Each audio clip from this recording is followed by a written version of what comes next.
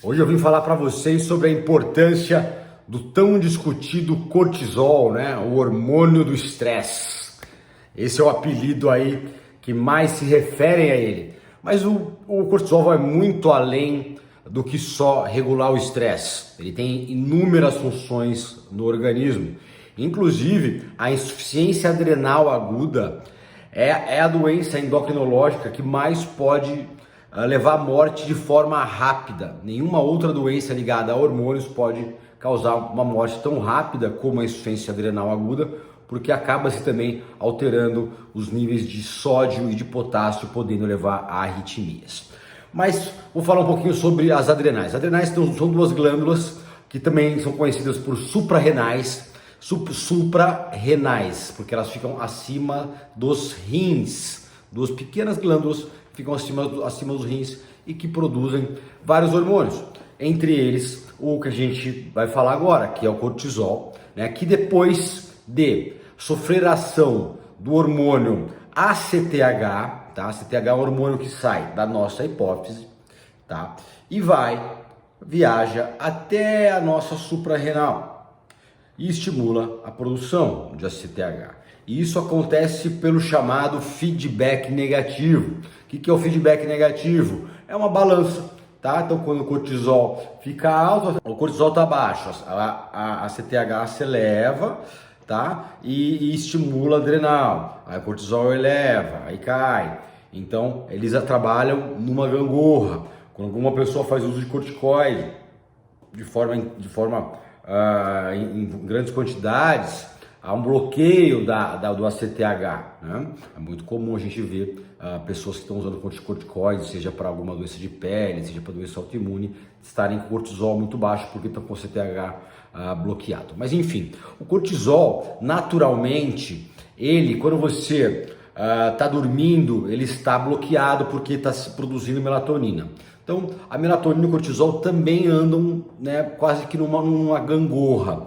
E a luz, seja solar, seja luz artificial, ela estimula a produção de cortisol assim que você acorda e acende a luz que vai para o sol. A forma mais natural de você realmente estimular o cortisol é acordar com a luz solar. É porque acordar com um alarme, você imagina, você está lá, a melatonina está alta, o cortisol tá baixo e já é um estresse, né? Não é natural. Não é, né? Eu sei que muitos dependem desse barulho para acordar, né? Ou alguém lá, acorda aí. Aquilo lá também não é natural, mas às vezes tem que ser, né? Senão acorda também. Mas o que seria o mais fisiológico para que, poxa, tudo corresse, né? Muito próximo do que aconteceu com o Homem das Cavernas, por exemplo, como pré-histórico.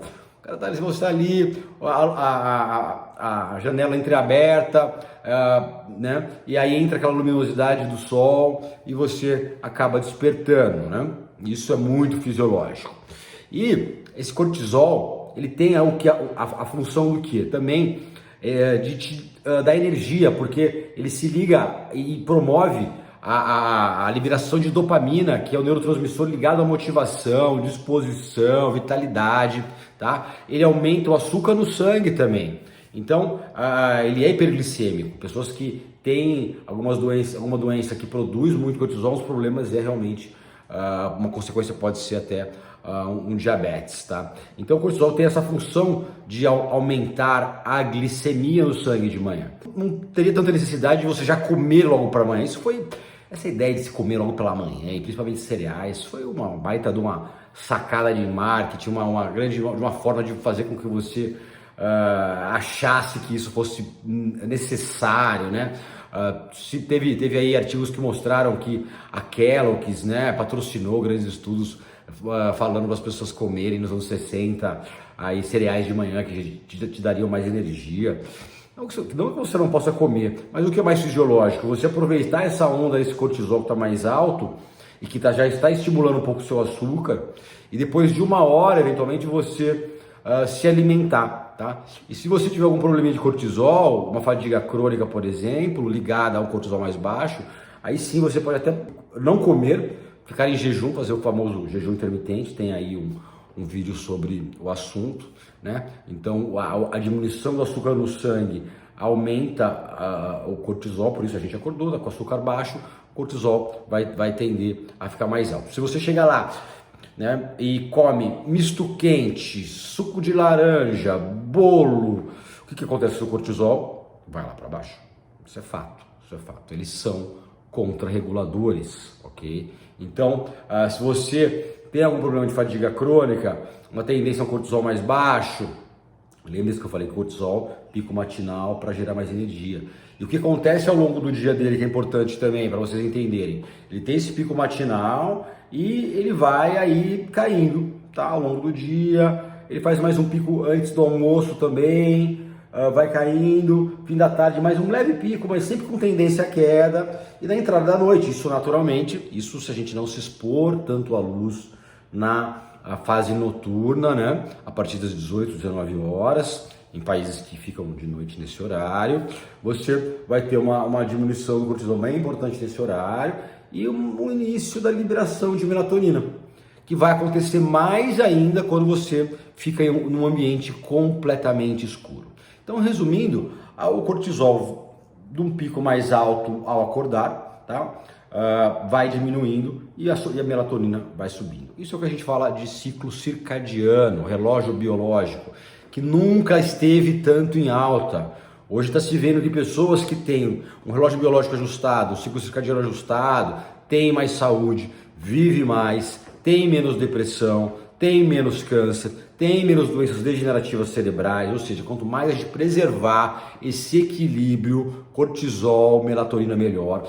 É notório que há um desequilíbrio no envelhecimento desse padrão. Os idosos passam a dormir menos, passam a dormir de dia, há uma quebra do relógio biológico, até porque eu imagino que também esteja linkado à aposentadoria, né? Porque também ele não tem compromisso, e aí ele acorda, ele pode dormir em qualquer hora, pode acordar a qualquer hora, dorme ao longo do dia, e se você dormir mais de 1 hora ao longo do dia, o seu ciclo começa todo de novo. Então, se você vai lá e dorme a 1 hora da tarde, e acorda às 2, 2h30, você começou com uma liberação de cortisol às 2h30 da tarde, ou seja, você começou o seu dia que era para estar 6, e que inclusive você já tinha começado, entenderam?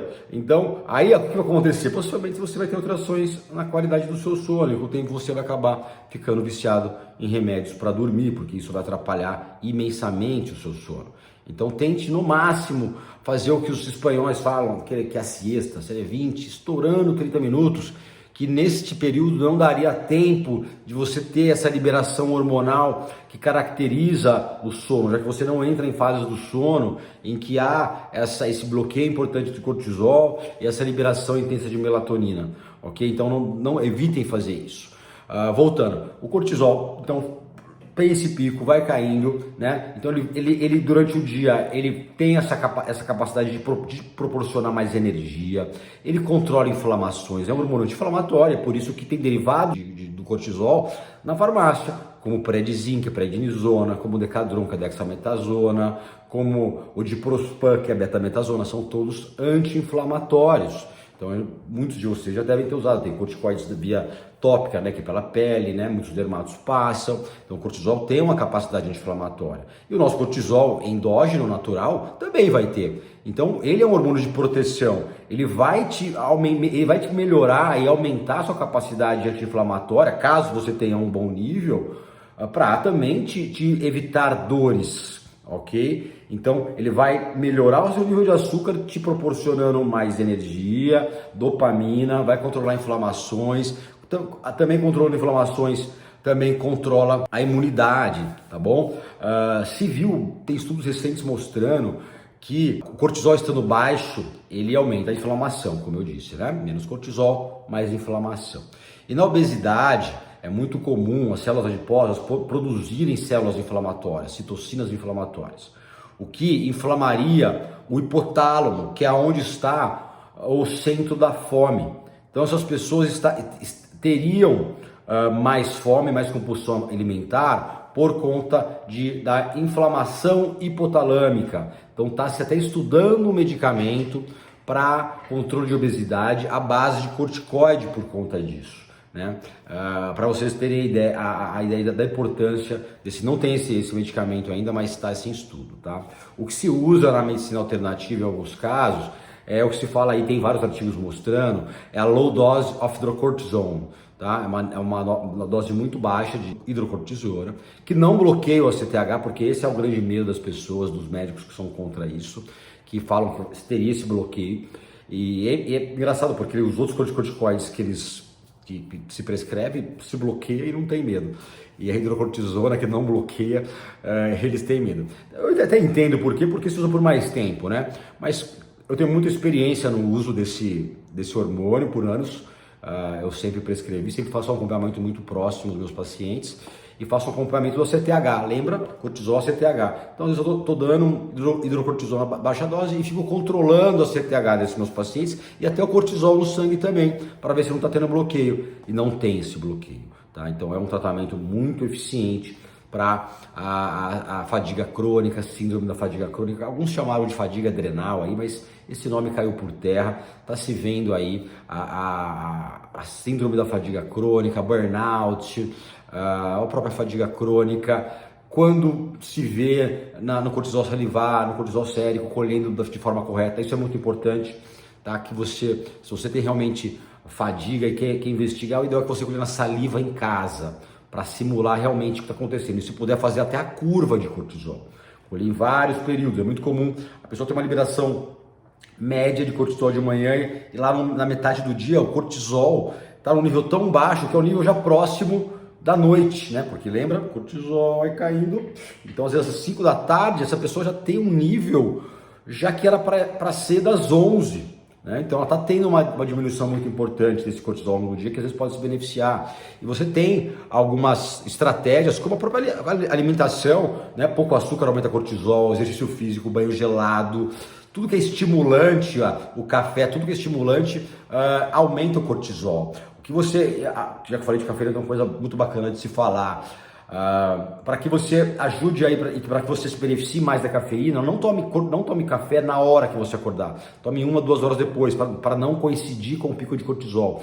Isso vai fazer com que você não desgaste a sua produção de cortisol, vai fazer com que você também tenha mais benefícios do café. Para mim é muito notório, quando eu tomo café 1 ou 2 horas depois, me dá aquela sensação boa do café, de ficar um pouco mais alerta. Quando você toma logo ao acordar, né, por mais que você esteja cansado, você vê que a produção, que a resposta já não é tão grande, né? Então essa é uma forma de correlacionar. Então, pessoas com deficiência de cortisol tendem a se sentirem mais cansadas, mais desmotivadas. Isso está muito ligado, muitas vezes, a algum estresse crônico, podendo até ser agudo, né? A pessoa que perdeu um ente querido, passou por algum evento, um assalto, sequestro, alguma coisa muito impactante na vida, alguma perda financeira, muito, né, abrupto, algum evento muito abrupto que realmente pode levar a uma diminuição meio que rápida do cortisol. Mas o mais comum são pessoas que relacionamentos desgastantes, trabalhos desgastantes, né? A gente está vendo agora no coronavírus esses médicos, esses outros profissionais, eles possivelmente vão entrar nessa síndrome da fadiga crônica, né, com níveis mais baixos de cortisol. E aí você também tem o outro lado, né? E aí tem artigos mostrando essa correlação de doenças psíquicas com essas variações de cortisol e que não necessariamente se encaixam em doenças endocrinológicas, né? Porque a doença da deficiência completa de cortisol, que é um cortisol sérico ou no sangue abaixo de 3, é a insuficiência adrenal, tá? Que é um cortisol realmente muito baixo, tá? E você tem o outro lado, que é um tumor, né, um tumor adrenal que pode produzir cortisol em níveis altíssimos e leva a pessoa a um chamado síndrome de Cushing, que é uma a pessoa fica com vários sinais e sintomas ligados ao excesso de cortisol. Esses são os dois extremos. O que a gente está vendo, tem doenças psíquicas, às vezes transitórias, que estão nesse meio termo, não chegam nesses extremos. Então, um cortisol mais baixo, cursando com uma fadiga, um cortisol mais elevado, cursando com ansiedade, com transtorno bipolar, com síndrome do pânico, coisas mais estimulantes. Então, cortisol muito estimulante. Então, o clássico é o ansiosão, com cortisol lá em cima, querendo resolver o mundo, e às vezes até fazendo uma doença psiquiátrica com ansiedade generalizada, que ataca transtorno de ansiedade generalizada, tá? E vamos falar um pouquinho da correlação do cortisol com queima de gordura, tá? Que é uma coisa que muito se fala. Cortisol, quando ele é liberado durante o exercício físico, principalmente na musculação e no exercício de alta intensidade, por exemplo, numa corrida intensa, num pedal intenso, num tiro de natação, junto com ele se libera GH, e um pouco de testosterona e adrenalina, e a insulina cai. Esse ambiente favorece o quê? A lipase, hormônio sensível. E esse hormônio, ele favorece o quê? Queima de gordura.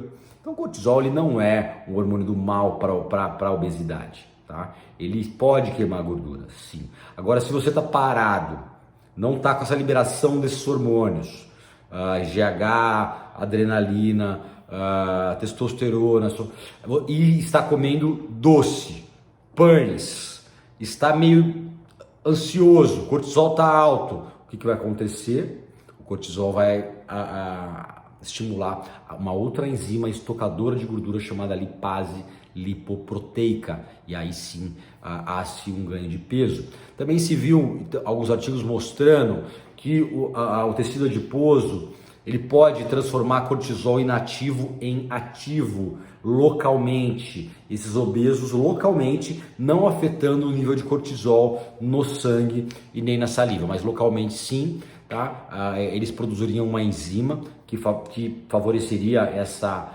transformação de cortisol inativo em cortisol ativo, favorecendo um estoque maior local. Está se estudando algumas drogas que possam impedir essa transformação.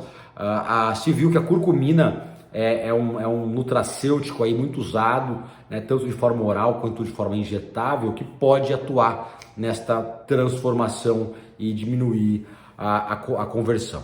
Bom, para finalizar, pessoal, não vejam então o cortisol como hormônio do mal. Ele tem diversas funções muito importantes no nosso corpo, tá? Não só é o hormônio do estresse que a pessoa fica irritada, não é ele que deixa as pessoas irritadas. Isso é uma coisa que eu gosto sempre de frisar. O cortisol não deixa irritado. O cortisol é necessário para você reagir a uma situação de estresse. E o cortisol sendo liberado de forma adequada, você reage de forma adequada. Tá? Se você não tem uma liberação intensa de cortisol, você perde a cabeça, porque o cortisol, junto com a adrenalina, vai fazer com que você raciocine melhor, vai fazer com que sua pupila se dilate. Então, quando você estava sendo predado por um leão, um animal na selva, você tinha uma descarga de cortisol, adrenalina e até de GH, e se você tivesse um ataque de pânico, você ia morrer. Ou seja, você tinha que ter uma liberação adequada de cortisol para fugir daquele leão. E nos dias de hoje, é uma briga com uma esposa, com o esposo, com os filhos, com o pessoal do trabalho, no dia a dia no trânsito. Então, se você não tiver uma liberação adequada, o que vai acontecer? Você vai acabar tendo problemas com todas as pessoas ao seu lado. E isso pode impactar realmente também na sua qualidade de vida, tá?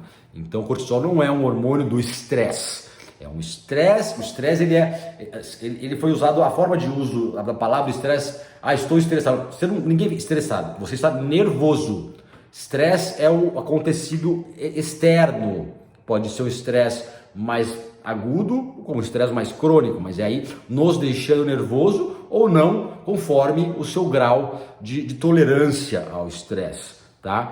Então, não vejam cortisol como um hormônio do mal, vejam como um hormônio importantíssimo para a saúde, ok? E qualquer dúvida, escrevam aqui para mim, sugiram vídeos, deixem o seu joinha se esse vídeo ajudou vocês, tá? Tem um artigo no meu blog, tem vários artigos falando sobre cortisol, também vou deixar aqui para vocês, deve ter uns 3 artigos no meu blog falando muito disso, com evidências, tá? Muitos estudos falando sobre essas coisas que eu falei e que né, mostram que isso tem fundamento sim, tá bom? Se você não é inscrito no canal, te convido aí para inscrever, sempre estamos falando de assuntos muito interessantes para a saúde, ok? E recomende para quem você acha que possa se interessar, ok? Grande abraço aí para todo mundo, viu?